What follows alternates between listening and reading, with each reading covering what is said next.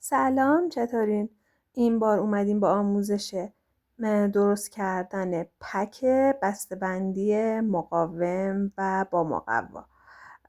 برای درست کردن این پک من اول یه مربع 34 در 34 در نظر گرفتم که از هر لاین 7 سانتی متر جدا کردم. شما هم مثل من این کار رو انجام بدین. خب حالا تا من این 7 سانتی متر رو از لاینای متفاوت جدا میکنم و شما هم دارین این 7 سانتی متر رو جدا میکنین، من یه توضیح کوتاه بدم که این پکای بسته‌بندی چه کاربردایی داره. خب این پکای بسته‌بندی تو مراسم‌های متفاوت که شما بخواین مراسمتون رو شیک جلوه بدین و تم رنگیشو خودتون با تم رنگی مراسمتون ست کنید، میتونید کارایی داره و باعث میشه که هزینه هاتون رو کاهش بده. و توی مراسم‌های فارغ التحصیلی، آخرای فارغ التحصیلی یه پک میوه بهتون میدن، خودتون میتونید این پک رو درست کنید و به بقیه بدین. و بازم این که خیلی توی مراسم‌های خیلی متفاوت یه نکته خیلی مهم توی آنلاین شاپاتون، شما وقتی که میخواین محصولی رو ارسال کنین برای مشتریتون میتونین از این پک بسته‌بندی استفاده کنین و کارتون رو خیلی شیک جلوه بدید و مشتری این رو متوجه میشه که شما چه احترامی واسش قائلید و هیچ وقت فراموش نمیکنه که بس محصول با چه بسته‌بندی شیکی به دستش رسیده. این نشونه احترام به مشتریه. خب حالا تو این قسمت از آموزش ببینین، من اون 7 سانتی مترایی رو که علامت زدم دارم خط میکشم که مشخص باشه، شما هم بتونین به راحتی ببینین. نگاه کنین، بازم دارم بهتون تاکید میکنم که من از لاینای متفاوت 7 سانتی متر جدا کردم و یادداشت میکنم که دقتتونم بره بالاتر. و اینکه دقت کنین، شما نیاز نیست این 7 سانتی متر رو این خطا رو بنویسید و بکشید. خب من برای اینکه دارم به شما آموزش میدم این کارا رو دارم انجام میدم. حالا ببینید، من میخوام این قسمت خط تا بندازم. هم از اسکالپل میتونم استفاده کنم و شما که اسکالپل ندارید از کناره قیچی هم میتونید استفاده کنید و خط تا میندازیم تو لاینای متفاوت که جعبمون شکل بگیره. شما مثل من خط تا بندازین. فقط این که این خط تاهایی که میندازین زیاد فشارم ندین که مقواتون پاره بشه. فقط ما میخوایم جعبه رو شکل بدیم. حالت یه خط تا باشه که به راحتی یه تای مرتب بیفته روی مقوا. اوکیه؟ شما مثل من همین کار رو انجام بدید. ببینید این خط تاها چقدر مرتب افتاد. خب حالا خط تا که انداختیم، این قسمت هایی که با مداد سفید من علامت زدم اینا باید برش بخوره. با قیچی برش میزنیم. شما مثل من این کار رو انجام بدید. ببینین دقیقاً این قسمت ها رو من دارم که با مداد سفید علامت زدم دارم با قیچی برششون میزنم. و این قسمت هم که اون تیکه ها رو باید با چسب بچسبونیم. به همین سادگی کفیه پک بسته بندیمون شکل میگیره.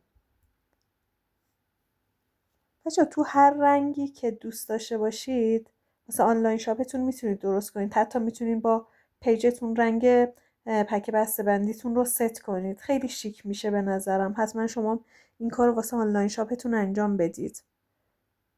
واقعا ایده جالب و جذابیه و فوق‌العاده جلب توجه میکنه واسه مشتری. توی مدیریت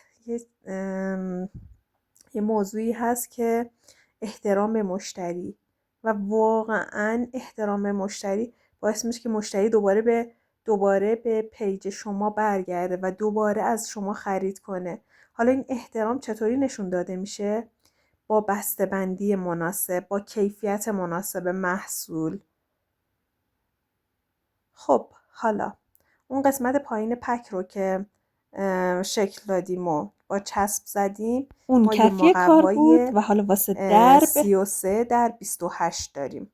خب تو این قسمت این مقوای 33 در 28 از قسمت 33 من 6.5 سانتی متر از هر لاین از سمت 33، نه از سمت 28 ها، از سمت 33 من 6.5 سانتی متر جدا کردم. شما هم مثل من این کار رو انجام بدید. این برای درب پکه و بازم تاکید میکنم کفی کار 34 در 34 بود، درب پک 33 در 28 در نظرش گرفتیم.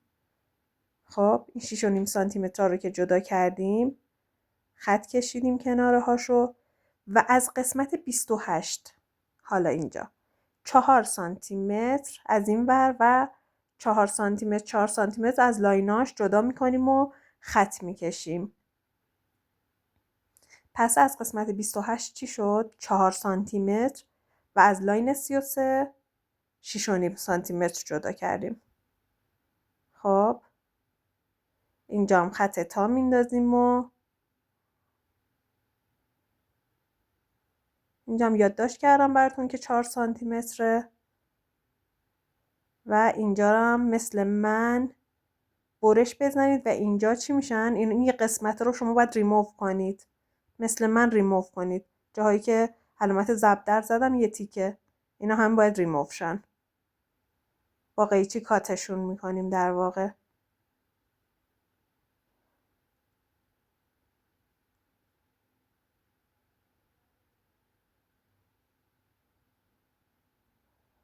خب حالا این قسمت از کار از قسمت 28 نه 33 ها، لاین 28 اون خط رو در نظر بگیرید. مثل من 1 سانتی متر داریم از این قسمت ها جدا میکنید. طبق ویدیو شما هم 1 سانتی متر جدا کنید که میخوایم حالت کج تا یک کات کوچولو بزنیم بهشون. ببینین 1 سانتی متر جدا کردم و یک کات اوریب بهشون زدم. شما مثل من این کار رو انجام بدید. از لاین 28 بود ها، اینو دقت کنید.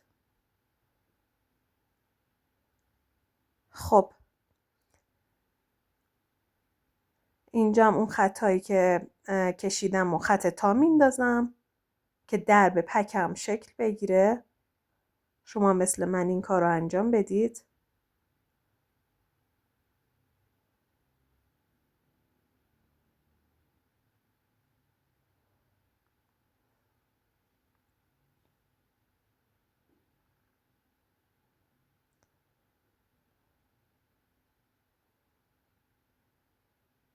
خب تا میزنم این قسمت که دیگه این برای شما داره روتین میشه. تو آموزش های من اینقدر دیدین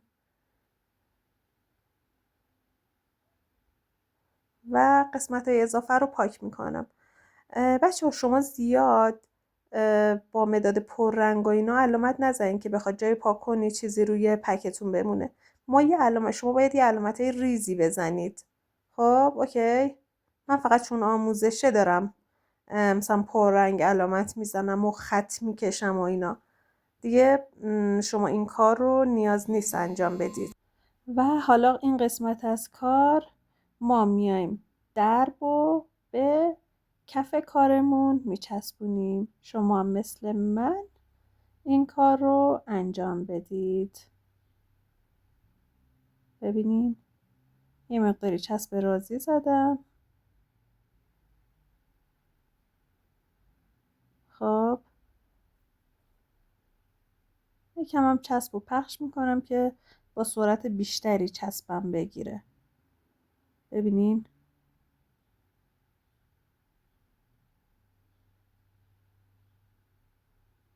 نگه میدارم بعدش یه مقدار که چسبم بگیره و